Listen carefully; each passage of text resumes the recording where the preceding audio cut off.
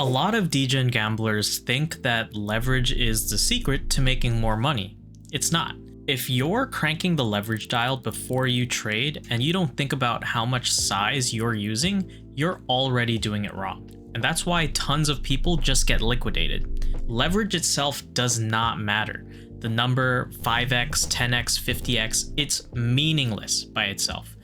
Experienced traders don't care about this number. In this video, I'm going to walk you through step by step through the experienced trader thought process and show you exactly how they treat leverage as a tool and give you examples so you can apply this today. When I first started trading, I thought exactly like some of you probably do, where I thought that I could just put less money in, crank up the leverage, and then amplify my gains for some free money. The obvious problem is that you also lose by the same multiple. A lot of people hear that and say they understand it, but I argue that they don't actually comprehend it until they get blown out and really feel like they got punched in the gut. That's really what makes them fearful of leverage. That's why I think a lot of people just walk away after that thinking that high leverage is dangerous, instead of learning from the actual problem, which is that their risk sizing was dog shit. Those same degens think that it's a shortcut when they can go all in with no stop and just prey on the direction. They don't define their invalidations where they are wrong on the trade. They don't calculate how much of their portfolio they're putting at risk, and then they just get liquidated. The experienced traders think about it completely differently. First, they define their invalidation, and then they decide how much of their portfolio they're willing to risk and size the trade to that. The leverage is an afterthought. Now, you might be asking, but the leverage is still a variable and a dial that you can change. How exactly does it not matter? I'll tell you why it doesn't matter, but first be sure to give me a like and subscribe if you're finding value in this information so far. Leverage is not good nor bad. It just changes how much margin you put down for a trade. So you can blow up your account just as easily at 2x as 100x if you size wrong. So take this simple example. Let's say that you have an account of 100 grand and you want to buy 1 grand worth of Bitcoin in this perps trade. $10 of margin at 100x leverage is $1,000 of exposure. $1,000 margin at 1x leverage is also $1,000 of exposure. In both cases, assuming you use isolated margin and get fully liquidated, you would lose nearly all of the margin that you put in. Probably off by a little just because of some fees and other calculation determined by the exchange. But of course, your liquidation when there's a higher leverage is way closer, right? In the case of when you are at 100x with $10 of margin, your liquidation would be such that you lose basically that $10, whereas it would take a lot more to lose that $1,000. So here's what people don't get. Your liquidation line moves based on how much margin you have backing the trade against the size of it. However much margin you're using is automatically calculated and changes with the leverage, meaning that you can dynamically define this. Look what happens when I change the leverage. The higher leverage means less margin, which means liquidation is closer to the entry. And the opposite is true for lower leverage, which means that the liquidation moves further away. That's all it is. But the amount of Bitcoin you bought remains the same.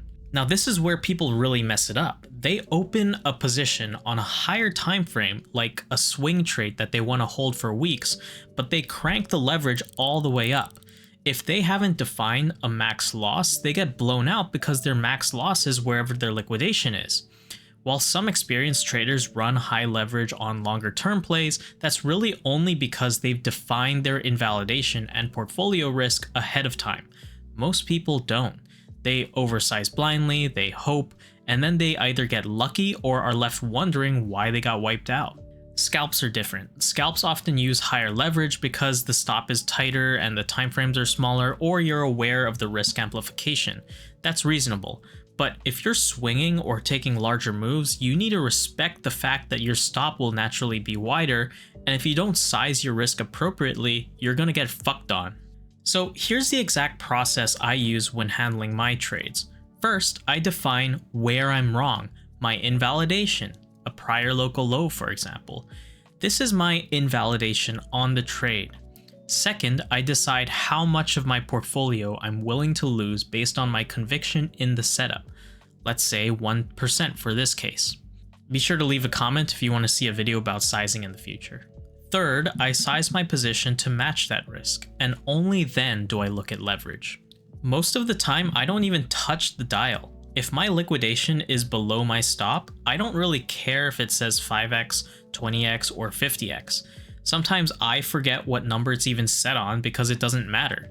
I know that I want to lose 1% of my portfolio, so I don't care what the leverage is set to, because with a certain size of a play when it hits my invalidation, I'm only going to lose 1% of my portfolio. The only time I really adjust the leverage is if the liquidation line is closer than my stop, or if I want to free up some more capital to run more trades.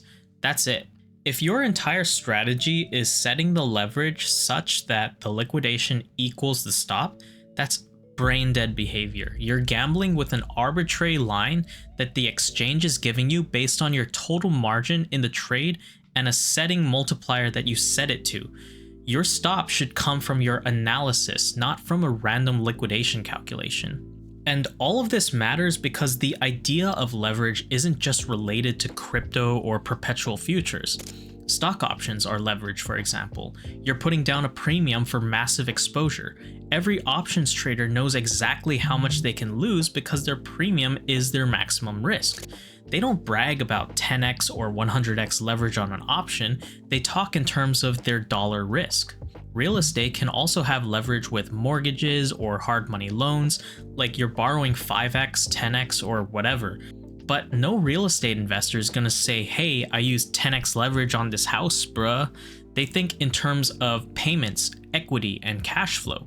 It's always about risk management, not leverage multiples. That's exactly how you need to treat leverage in trading. One way people use it is to reduce exchange risk. If you've got a $100,000 portfolio, you don't have to keep all 100K on a single exchange. You can keep like 10K there, use leverage, and size your trades like you had the full account. That's one form of capital efficiency. But it's not the only form. For me, I keep the money I want dedicated to active futures trading in one account. I don't want to preload it constantly from a vault because it's small anyways relative to my overall portfolio, and the capital efficiency for me means using the leverage to free up margin to make more trades at once if I see multiple setups, not necessarily reducing what I park on the exchange. I think that both approaches are valid. The point is that leverage is a tool that you can use to manage exchange risk or make your active portfolio more flexible. The mistake in all of this is thinking of it as a shortcut to make more or being fearful of it. The right way is to use it deliberately in line with how you've chosen to structure your capital. Just another final note, your stop loss will protect you most of the time. Liquidation is the final failsafe if the liquidity is so thin that your stop doesn't get filled. If you're on isolated, it'll end there.